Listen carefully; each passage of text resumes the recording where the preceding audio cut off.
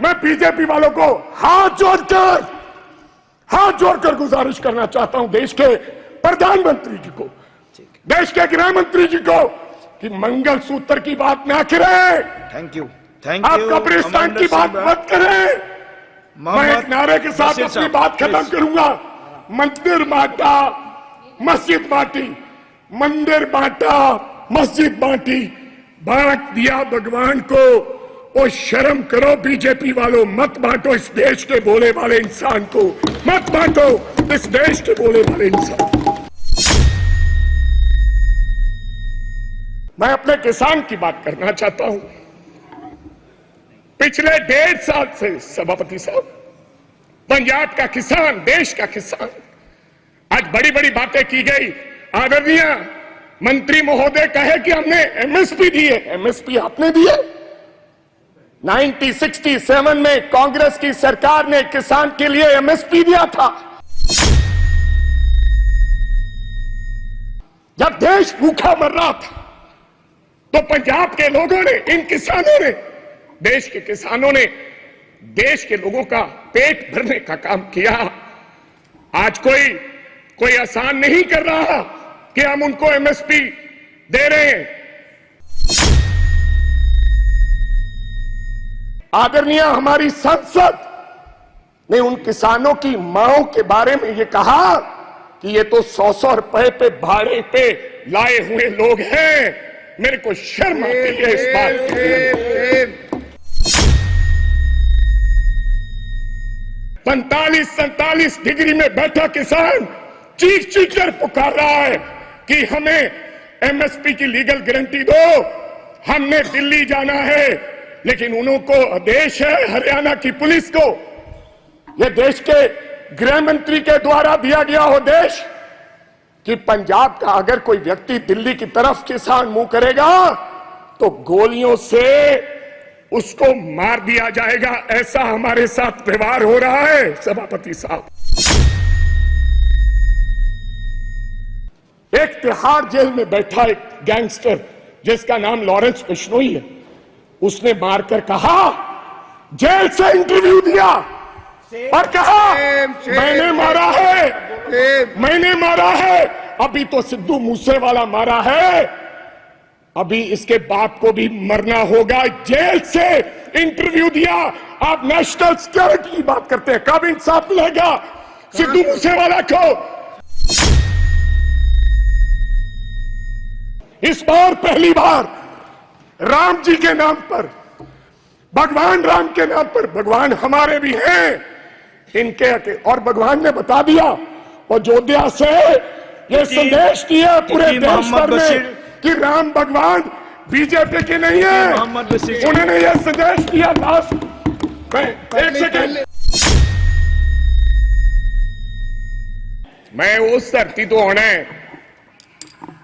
जिस धरती तो, ਜਿਹੜੀ ਧਰਤੀ ਗੁਰੂਆਂ ਪੀਰਾਂ ਪੈਗੰਬਰਾਂ ਦੀ ਧਰਤੀ ਹੈ, जवाना की धरती है ते किसाना की धरती है। ते मैं अपने भाषण देने तो पहला साहिबे कमाल गुरु गोबिंद सिंह जी महाराज जी का वो जड़ा फरमा दिता फरमान, दे अशिवा वर मोहे एहे शुभ कर मन ते कब हूं ना टरूं हर सो जब जाए लरूं निश्चय कर अपनी जीत करूं। सच्चे पातशाह दा ये फरमान दे नाल मैं अज इस लोक सभा च बोलन लगे। जवानों की बात आज हमारे आदरणीय राहुल गांधी ने की है। हालांकि विपक्ष द्वारा उसको घुमाने का काम किया, लेकिन राहुल गांधी ने एक बात कही कि अग्निवीर को शहीद का दर्जा इस देश में मिलना चाहिए। मैं इसलिए कह रहा हूं सभापति साहब, कभी कभी तो मेरे को लगता है कि पंजाब को यह हिंदुस्तान की सरकार भूल गई है। कभी कभी मेरे को यह भी महसूस होता है कि शायद हम हिंदुस्तान के कहीं किसी नक्शे में हैं या नहीं। जिस प्रकार से हमारे सरकार का हमारे पंजाब के लोगों की तरफ व्यवहार है, ऐसा हमें महसूस होता है।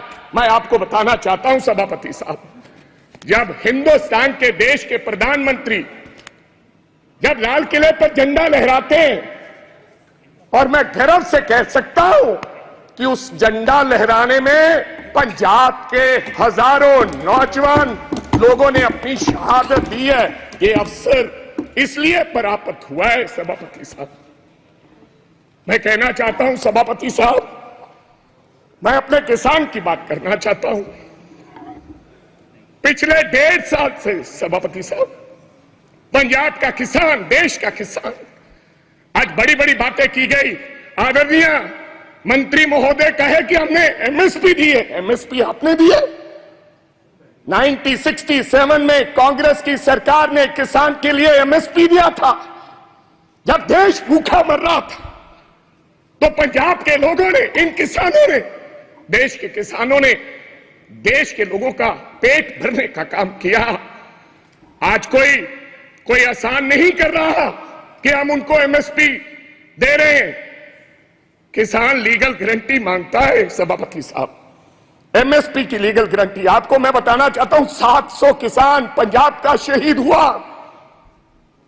और मेरी एक आदरणीय हमारी संसद ने उन किसानों की मांगों के बारे में ये कहा कि ये तो 100-100 रुपए पे भाड़े पे लाए हुए लोग हैं। मेरे को शर्म आती है इस बात की। वो किसान, और आज वो किसान दिल्ली के बॉर्डर अपनी बात सुनाने के लिए दिल्ली आना चाहता है। क्या दिल्ली देश से अलग है? क्या दिल्ली में पंजाब के किसान नहीं आ सकते? हमें हरियाणा के बॉर्डर पर रोककर हमारे पर गोलियां चलाई जा रही हैं। हजारों लोग किसान हमारे वहां पर इंजर्ड हुए और कईयों की मृत्यु हो गई, मौत हो गई है। लेकिन सरकार की तरफ से गर्मी है। 45-47 डिग्री में बैठा किसान चीख कर पुकार रहा है कि हमें एमएसपी की लीगल गारंटी दो, हमने दिल्ली जाना है। लेकिन उनको आदेश है हरियाणा की पुलिस को, यह देश के गृह मंत्री के द्वारा दिया गया आदेश कि पंजाब का अगर कोई व्यक्ति दिल्ली की तरफ किसान मुंह करेगा तो गोलियों से उसको मार दिया जाएगा। ऐसा हमारे साथ व्यवहार हो रहा है सभापति साहब। ये हालात है। आप कहते हो किसानों को, आपने किसान निधि योजना में आपने बड़ा कोई इनकलाब खड़ा कर दिया। आपने कहा कि 3,20,000 करोड़ लोगों को हमने 20,000 करोड़ दिया है किसान निधि योजना के तहत। मैं पंजाब की बात बताना चाहता हूं।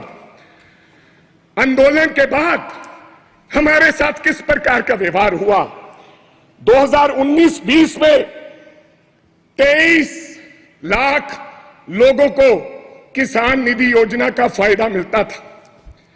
जब हम आंदोलन किया, सरकार को काले कानून जो 3 बने थे वो सस्पेंड करने पड़े, वापस नहीं लिए। तो इन्होंने कहा कि अब इनकी निधि योजना बंद करो। 2023 और 24 में ऑन रिकॉर्ड बोल रहा हूं, फ्लोर ऑफ द हाउस, 8,56,000 लोगों के किसान निधि योजना से नाम काट दिए गए। ये छोटी बात नहीं है। और कहा गया कि इनके कागज इनकम्प्लीट थे, इसलिए हमने इनके ये खाते काट दिए गए। तो पहले आपने कैसे दे दिए 23.5 लाख लोगों को। मैं चलो ज्यादा कुछ ना कहते हुए मैं आगे एक बात और करनी चाहता हूं सभापति साहब। ये किसान का हाल है।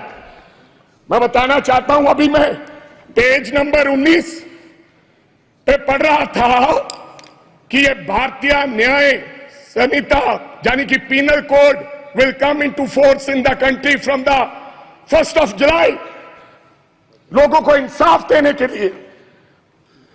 और देश के गृह मंत्री ने लॉ एंड ऑर्डर की बात कही कि पंजाब में लॉ एंड ऑर्डर की स्थिति ठीक नहीं है।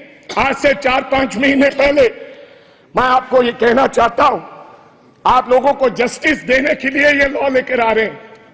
आप कभी पाकिस्तान की बात करते हैं, कभी चाइना की बात करते हैं, कभी कुछ और कहते हैं, लेकिन मैं आज इस सदन में एक बात कहनी चाहता हूं। सभापति साहब, हमारा एक साथी था, उसका नाम था सिद्धू मूसेवाला, एक कलाकार था, दुनिया में उसका नाम था। चाहे तमिलनाडु हो, चाहे महाराष्ट्र हो, चाहे केरला हो, चाहे न्यूयॉर्क हो, उसके गाने पर दुनिया झूम उठती थी। और मैं ये भी कहना चाहता हूं सभापति साहब, टाइम स्क्वायर न्यूयॉर्क में हर तीसरे दिन सिद्धू मूसेवाला बजता है। बिलबोर्ड, जो बिलबोर्ड दुनिया के 100 गाने, उनमें से सिद्धू मूसेवाला हर रोज पहले, दूसरे, तीसरे नंबर पे वो व्यक्ति रहता है।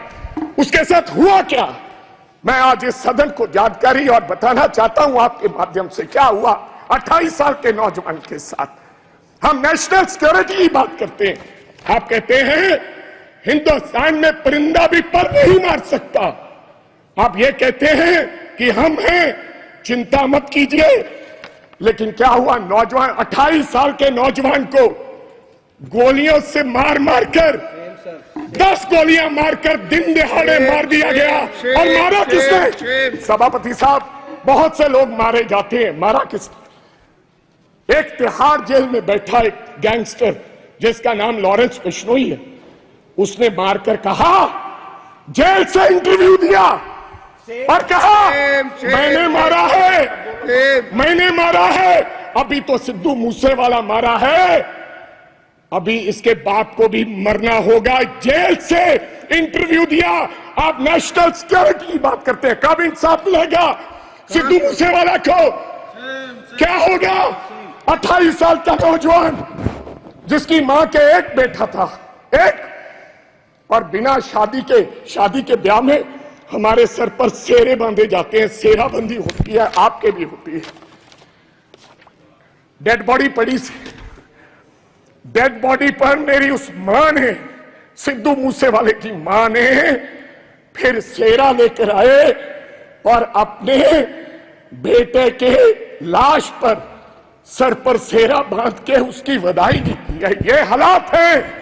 आप देश के गृह मंत्री हैं, इंसाफ दिलाएं और जेलों में बैठे ऐसे गैंगस्टर को आप निकाल के उस परिवार को इंसाफ दें। लास्ट बात सर, 1 मिनट में खत्म करूंगा। आप सभापति साहब, मैं ये इसमें लिखा है page number 4, page number 4, point number 5, क्या लिखा है? Now my government is striving to make India the 3rd largest economy in the world. कैसे बनेगा साहब? मैं सब उस शहर से आता हूं, लुधियाना से, जो हिंदुस्तान का कभी कभी ईस्ट मैनचेस्टर कहा जाता है, जिसको आज क्या हालात हो गए इंडस्ट्री के, डाइंग इंडस्ट्री है सर, वहां पर साइकिल इंडस्ट्री है। लोग छोड़ के कारोबार धंधा बंद करके अब चले जा रहे हैं लुधियाना छोड़ के। ये हालात कर दिए। मैं एक छोटी सी उदाहरण देना चाहता हूं। 10 साल में हमें इस सरकार ने कुछ नहीं दिया। अगर दिया है हिंदुस्तान की सरकार ने लुधियाना को, सबसे बड़ा शहर है पंजाब का, तो कोई खड़ा होकर व्यक्ति बता दे कि हमने ये दिया है। मैं क्या कहना चाहता हूं कि एक साइकिल इंडस्ट्री है साहब, या तो चाइना में साइकिल बनता है, या पंजाब में साइकिल बनता है। चाइना में साइकिल की प्रोडक्शन क्या है, आप हैरान हो जाओगे। आप मेक इन इंडिया की बात करते हो, 28 से 30 करोड़ एक साल की चाइना प्रोडक्शन करता है, एक साल की 28 से 30 करोड़। लेकिन लुधियाना क्या प्रोडक्शन करता है? 2.5 करोड़। क्यों? वजह क्या है? हमारा साइकिल 3500 रुपए का शुरुआत में बिकता है, लेकिन चाइना का साइकिल $300 से शुरू होकर 2 लाख में बिकता है। इसका कारण क्या है? Make in India wrong policies. जब तक ये रॉन्ग पॉलिसीज है, समाप्त कीजिए, समाप्त कीजिए, तब तक हमारा देश तरक्की नहीं कर सकता। कैसे तरक्की करेंगे? आपकी रॉन्ग पॉलिसीज की वजह से आज हमारी इंडस्ट्री जो लुधियाना की इंडस्ट्री है उसके ये हालात हो गए। अंत में एक लाइन में समाप्त करना चाहता हूं, हमारा भाईचारा बहुत कायम है स्पीकर साहब। पंजाब के लोग बेशक चाहे किसी पार्टी को वोट दो, आम आदमी पार्टी को लोगों ने वोट दिया, अकाली दल को दिया, कांग्रेस को दिया, बीजेपी वालों को भी दिया, लेकिन आपस का भाईचारा नहीं कभी टूटा। इस बार पहली बार राम जी के नाम पर, भगवान राम के नाम पर, भगवान हमारे भी हैं इनके, और भगवान ने बता दिया और अयोध्या से ये संदेश दिया पूरे देश भर में कि राम भगवान बीजेपी के नहीं है। उन्होंने ये संदेश दिया। लास्ट मैं एक सेकंड पहले बोल रहे हैं, बोलन सभापति साहब, मैं एक नारे के साथ अपनी बात खत्म करूंगा। बस एक लाइन में खत्म कीजिए सर, एक सेकंड, हमारा भाईचारा कायम रहे। मैं बीजेपी वालों को हाथ जोड़कर गुजारिश करना चाहता हूं, देश के प्रधानमंत्री जी को, देश के गृह मंत्री जी को, कि मंगल सूत्र की बात ना करें। थैंक यू आप कब्रिस्तान की बात मत करें। मैं एक नारे के साथ अपनी बात खत्म करूंगा। मंदिर बांटा, मस्जिद बांटी, मंदिर बांटा, मस्जिद बांटी, बांट दिया भगवान को। ओ शर्म करो बीजेपी वालों, मत बांटो इस देश के बोले वाले इंसान को, मत बांटो इस देश के बोले वाले इंसान। सर